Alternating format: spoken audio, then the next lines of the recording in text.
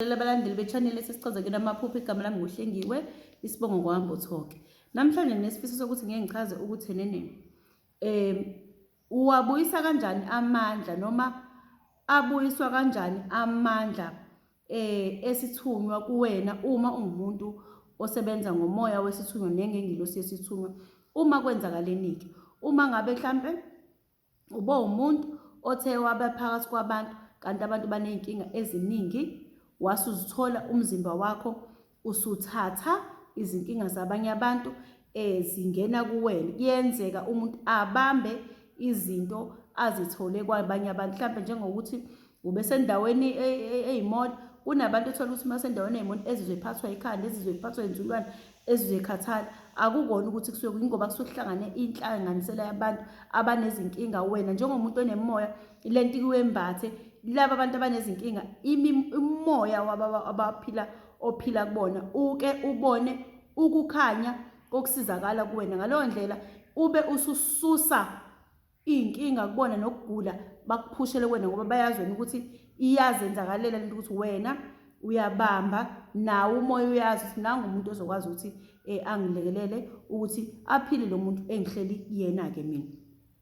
Kwesinye isikhathi kuyenzeka uthola ukuthi ube sendaweni lapho uthola ukuthi ukhulume khona nomuntu ogulayo, kodwa noma engakutshelile, kodwa uthola ukuthi owakho umzimba usubamba lento emphethe. Uyabona, kuningi nje okungenzeka, kodwa okuhlanganisa ukuthi umoya wakho namandla akho okusebenza kwengilosi yakho kuze kwaluza amandla, usebenze kakhulu, umoya wakho usebenze kakhulu, wazizwa ukuthi cha, usungazi ukuthi ungangakhuluma, usungazi usungathula manje, noma uzizwa ukhathala, noma uzizwa ungasafuni lutho. Yilapho uthola ukuthi khona umoya wakho usebenzile kakhulu, wasewehla. Noma ngabe kuthiwa ukhulumanga, kodwa ukuba phakathi kwenhlanganisela yabantu abaphethe izinto ezithize, abaphethe yonke into, uthola ukuthi owakho umoya ubamba kakhulu izinto ezinjengalezo, ulwe futhi nangalezo zinto, ukuthi kube kanjani, ukuthi ukwazi ukuthi ugcine uzihlala uyilesi simo oyisona.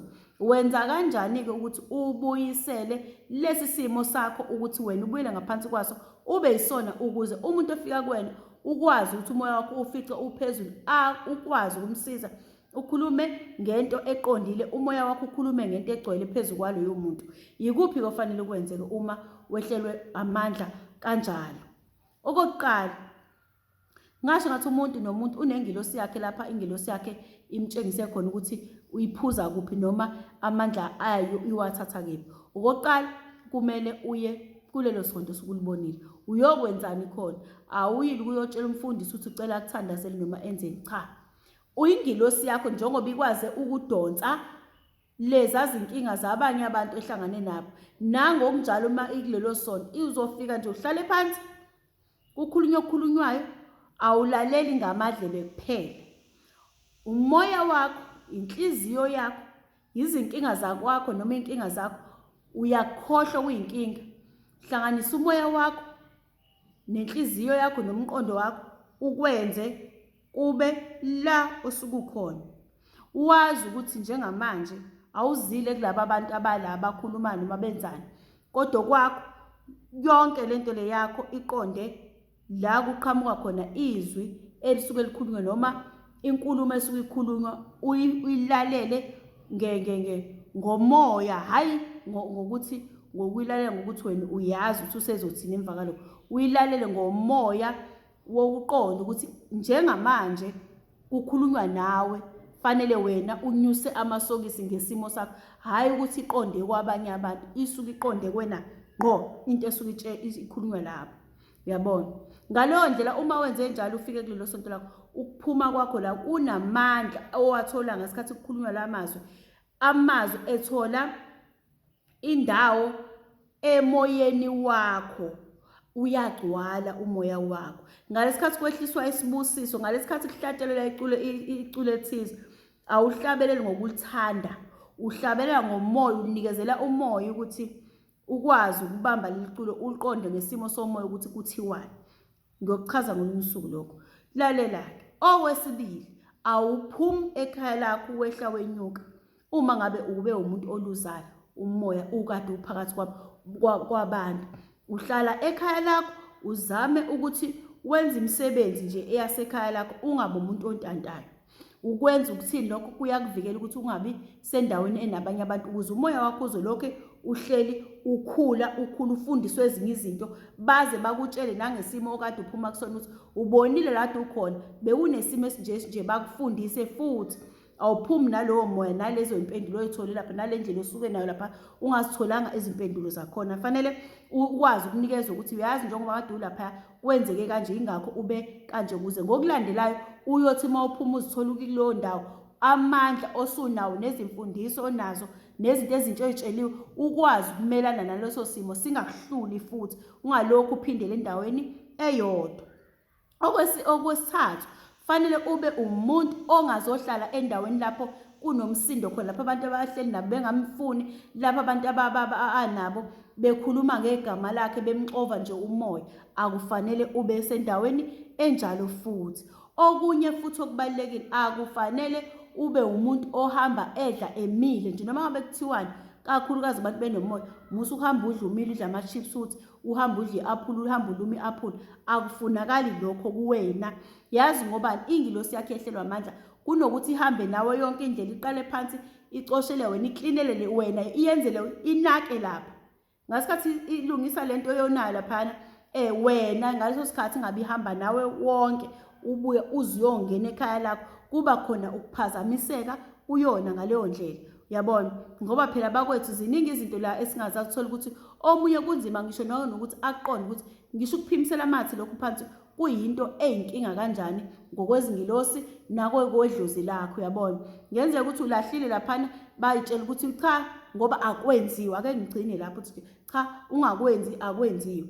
Ngoba nina kuwehlisa kululaze wena ubuwena ubuqobo, ingilosi yakho yehlelwe namandla ukuthi isinake ezinye izinto kunalento ukuthi sisuka la siya la.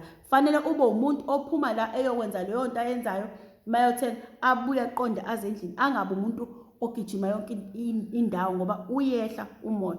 Okunye futhi, awufanele ube umuntu okhangeza iplate ngoba ngasho kuthiwa kwamakhelwane, ngisho ngabe kuthiwa ngaphandle makuyisekhaya lakho laziyo liqonde ngqo ukuthi cha ayikho into ongayenza lana, fanele uthathe lelo plate. Ngoba nina emakhaya athize abantu banezinto abazikholela kuzona.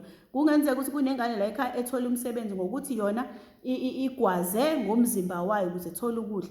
Ngaleyo ndlela wena uyaqhamuka uyadla, akusahambisani nawo. Okwesibili, mhlambe banendlela baba bathola ngayo ukudla, wena usuyaqhamuka usuyaphakelwa usuyadla. Ingilosi yakho ke ayihambisani naloyo yinto le. Fanele lokho kudla okunjengalo cha ubonge ongenani ucela ukuthi hayi bengakuphuzisa amanzi akanombana watholakala ngokuthi uze wenze njani kuze kuba khona into ethize oyenzayo ukuze uthole amanzi nje ayinto yamahala, alungile ke wona ke ngokomdali kaNkulunkulu wadalile alulu ukuwathola. Yabona, akufanele nje uhambe ukhangeza iplate bephaka sebeyaphaka nje abantu nawe usulindele iplate sekumele udleke. Uyabona, akufanele lokho, ngaphandle kwabantu ababantu obathemba oyazi yonke into yabo. Umoya wakho uzokutshela ukuthi lokhu ungakudla ngoba uzozenzakalela ukuthi ungaze ubatshele wena ukuthi ake ningiphakele, uthi ungena uthi ake ningiphakeleni ngoba uyazenzakalela. Akubona ukuthi uyolinda iplate, mangavumi lelo plate ungalithathi ngoba ngaphandle nje ukuthi khona umuthi noma bazokuthakatha noma bazokwenzani, akuhambisani nesimo sakho. Futhi uyeke lento yokuthi uma umuntu onemoya ulokho ugqoka impahla, nisherishe impahla nomakhelwane, niyabolekana impahla ngoba akuhambisani nesimo sakho. Wena uthatha le into yaloya muntu isimbatha wena, usuyena usephenduka wena. Ubobona ngoba uma uthatha impahla ngisho noma ekasisi wakho, indlela oyenza noma ekabhuti wakho, indlela oyenza ngayo ithi ayifane nendlela yena enza ngayo uma egqoke leyo mpahla. Nawe uzizwe ngathi usuyena ngoba usuke usuthatha umoya nendlela yena ayiyona nangesimo sakhe, isithunzi sakhe sonke. Yingakho kungafanele kube khona uma kakhulukazi umuntu wemimoya, umuntu mayihalela into yakho munikeze leyo yinto leyo ayithathe ngoba vele unjani uyayifisa yena, ikhona lento emenza ukuthi afise ukufana nawe noma afise ukuba kulesi simo oyisona mhlambe yena siyamphilisa. Ngaleyo ndlela abakwethu kuningi engakubala, kodwa kwanamhlanje ngicela ukuthi ngime lapho ukuthi uma nje umuntu othola ukuthi uthe uphakathi kwabantu wayithola sowehlelwa umoya, hlala ekhaya. Musuke uba umuntu ontantayo, musuke uba umuntu futhi okhuluma izindaba ezingawakho umoya, njengokuthini futhi njengokuthi uzoba phakathi uma ukuthi umuntu wesifazane uphakathi kwabantu abakhuluma ngabantu besilisa uthi angisamthandi mina, ngisasengumshiya mina, lonto iyawehlisa umoya noma ngasesikona kodwa. Na besilisa futhi umusa kakhulu uba umuntu okhuluma ngokuthi hayi uyabona nje laphana ekhaya lami sengizokwenza kanje, ngoba leyo nkulumo inkulumo ofanele ukhulume nedlozi lakho likutshela. Awukwazi ukuthi uphume uhambe ukhuluma indaba oyaziyo, ngoba vele idlozi lakho lizokutshela ngomuntu ozwana naye ukuthi lo muntu sefanele umyeke, lo muntu sefanele uqhubeka, lo muntu sefanele, lo muntu uhleli naye nje akusiyena lo cabanga ukuthi uyena. Liyakutshela ngaleyo ndlela. Musu ukuthatha yonke le nkulumo ufike uyikhulume lapha, ngoba mase uhambile basala baqale phansi bayikhulume. Ngalesikhathi bekhuluma ngawe ungekho, kuba khona la loku kushoda noma lokhu kwehla kwesithunzi kuwena. Uyaqamba ngelinga bayakubona noma bayakubuka, bakhuluma ngamehlo ukuthi nangu lo. Ngasikhathi benza lento njengoba wena umuntu obambayo, kuba khona amandla ehlayo kuwena. Ngaleyo ndlela bakwethu, uma ngabe kuthiwa ngikhulumeni angakuzwa kahle okunye, ngicela ke nibhale bafowethu, ningibhalele, ngizobe singaphendula ke namhlanje nisale kahle. Kodwa ke namhlanje ngizoqala ngizama ukuthi ngiphendule bonke abantu abangibhalelile, ngoba esikhathini endlula ngisithola kahle isikhathi. Nisale kahle.